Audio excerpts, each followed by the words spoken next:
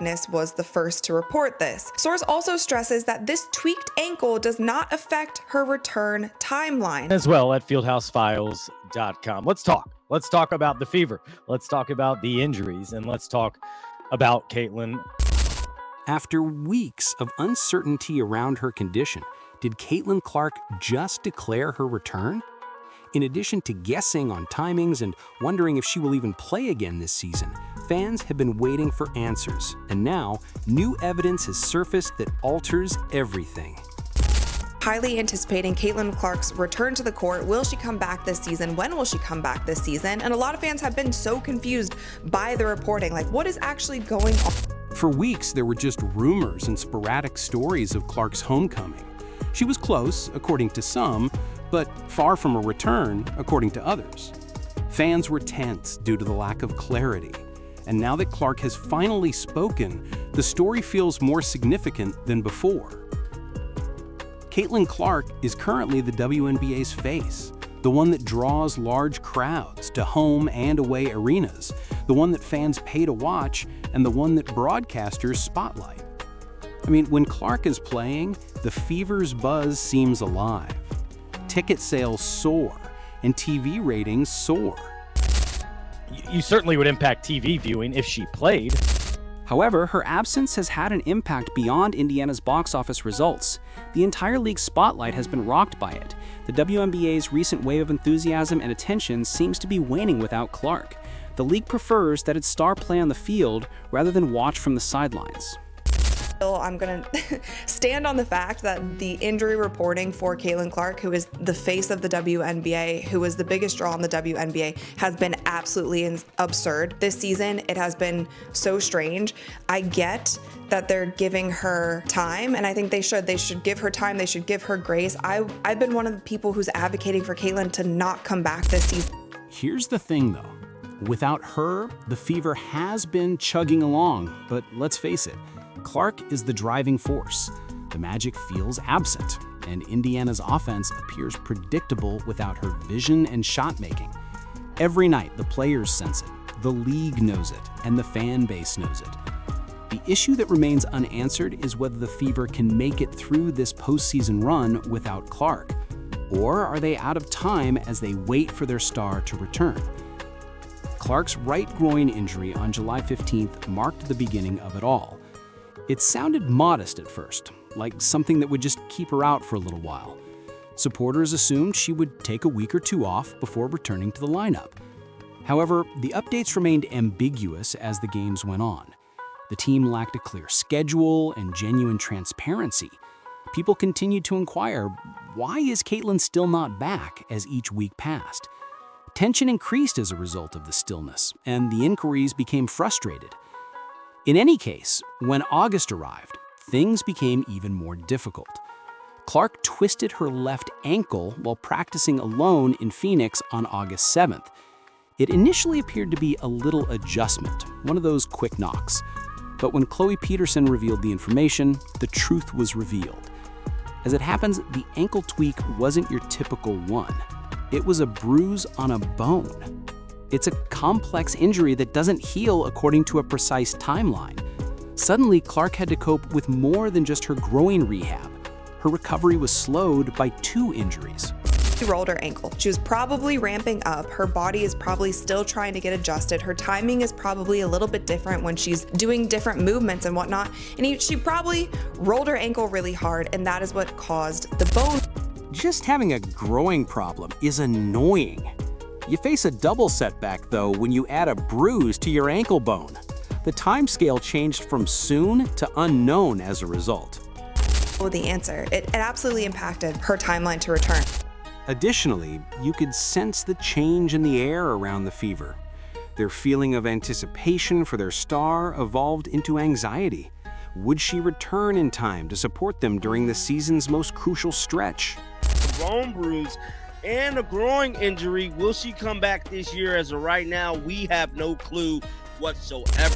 That's where everything really began to go south. I mean, what appeared to be a small absence had abruptly grown into Indiana's season's biggest uncertainty. In July, fans had been patient. However, by the middle of August, the quiet was more noticeable than before. Caitlin Clark's injury tale was no longer solely about misfortune. It has to do with uncertainty. When fans noticed that Clark was labeled as a game-time decision for the August 12th game against the Dallas Wings, the first wave of confusion struck. That appeared promising on paper. However, in practice, she wasn't even getting any practice. Fans were left wondering, what's really going on here? And Clark, who got injured, tweaking her left ankle. It's a mild bone bruise, but it's something she's had to deal with over the last couple of weeks, and something that is obviously factoring in her potential return here. And Despite their best efforts, two reputable beat reporters' accounts did not align. Scott Agnes pointed directly to the issue by stating that the ankle bruise had postponed her recovery. Cole Peterson, meanwhile, maintained that the ankle had nothing to do with anything. The Fever's reaction didn't help either. They released a statement, but it was at best ambiguous. No schedule, no details. Only that Caitlin was putting in a lot of effort every day to return to the court. The problem is that nobody desired that level of transparency. It simply deepened the uncertainty. Rather than allaying supporters' concerns, it increased conjecture. Was she near? Was she far away? Really, no one outside the changing room knew. In addition, you need to consider the impact this has on the team's morale. Players as well as fans become agitated when your star is hurt and the updates are constantly changing. Clark had everyone waiting for him, but there was no end in sight. Thus, her injuries were not the only cause of the uncertainty. It turned into a tale about trust, the organization's willingness to divulge information, and whether the team or the media should be trusted. The tension increased at this point. Every day that went by without any clarification became part of the story. Would the announcement of Clark's return come as a surprise, or would it be a long wait till the end of the season? That goes by, it gets less and less likely that we will see her back on the court this season. Furthermore, the timing couldn't have been more dire. The Fever's backcourt was disintegrating as Clark was recovering. Ari McDonald was sidelined for the season after breaking her right foot. Sydney Colson suffered yet another season-ending injury when she tore her ACL. And Sophie Cunningham tore her MCL just as things were getting bad enough. In light of this, Indiana wasn't entirely without Clark. Almost every member of their guard rotation was absent. There was no depth. There weren't many options.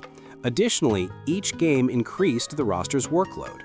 And for that reason, Clark's absence was so much more painful. Not only was she losing time, but she was also losing time as her teammates were losing time one by one. It appeared as though the Fever's guard squad had been destroyed in a single night. Clark's absence was no longer merely apparent as the backcourt collapsed, it was glaring. Each item felt like evidence that they required her return. The Fever has a 7-6 record since Clark's last appearance. That is not bad on paper. Zooming closer, however, reveals a team struggling to remain afloat. With a 19-16 overall record, they are in 6th place. The bad news is that they are just 2 games ahead of the Sparks, who are currently in 9th place. With the playoffs at stake, that is a very narrow margin. Each game was important. Additionally, it seemed like the Fever's hopes of making it to the postseason were hanging by a thread the longer Clark was out. Spectators began to wonder if she would return in time to save them, or would they fail to make it to the playoffs? The hush was ultimately broken by Coach Stephanie White. During a radio interview on Query and Company, she discussed Clark's predicament in detail. Caitlin is making every effort to return, she stated. There hasn't been a timeline because her health and wellness are most important, she continued. That was the first time that what was taking place behind the scenes was truly acknowledged. This is the crucial section. White acknowledged that Clark's progress had been delayed by the ankle injury. That was consistent with Agnes's report from a few weeks prior. Fans were finally able to ascertain that she wasn't merely hampered by the groin. In fact, the ankle had a role in the narrative. You see, neither the coaches nor the reporters had the most significant role in this comeback tale. It originated with Clark. Clark has stated that she is working to return, according to reliable sources. She wants to start playing right away. She's sick of sitting on the sidelines as the injured star. Clark no longer wants to merely get better, she wants to play basketball once more. Her own confirmation is that hunger. Tyrese Halliburton confirmed in an interview that she is returning, giving fans the signal. It sucks that she's been hurt for as long as she has, but just for us to be able to communicate, even in her recovery, we lift at the same time, so it's like just us two in the weight room, so we spend a lot of time together. I guess it's a good thing, but I wish that she was playing rather, but I think it's just good to have each other to lean on in a time like right now. And that's the attitude that counts. A player's emotional state might be negatively impacted by injuries, but Clark is wired differently. She has made no secret of the fact that she is competitive and won't just sit out.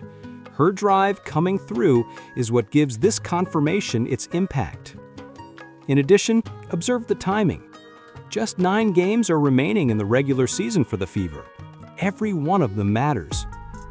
When Clark comes back, she does more than just contribute assists and points. Before the playoffs, she transforms the team's entire spirit. Actually, that's why this comeback seems more significant than a simple injury report. It seems like a moment to save the season. She is clearly not finished yet, and the league and the Fever both need her. The true question now is, can Clark lead the Fever to a lengthy playoff run if she returns?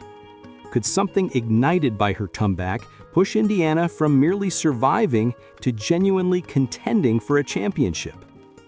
That is the hope that is currently lingering. Her affirmation goes beyond simply being prepared to perform. It involves changing the season's entire plot. Thus, via her deeds, her words to those closest to her, and her unwavering determination to return, Clark has indeed validated her return, most importantly. Additionally, supporters are in disbelief as the moment they have been anticipating abruptly approaches. This isn't just another injury return for Clark. The plot has the potential to save the Fever's season and bring the league back into the spotlight. Her presence alters more than simply the games. Everything about the WNBA is electrified. The only issue that remains is whether it will be too late or just in time for the world to be shocked when Caitlin Clark eventually returns to that court. What are your thoughts? Thank you for viewing.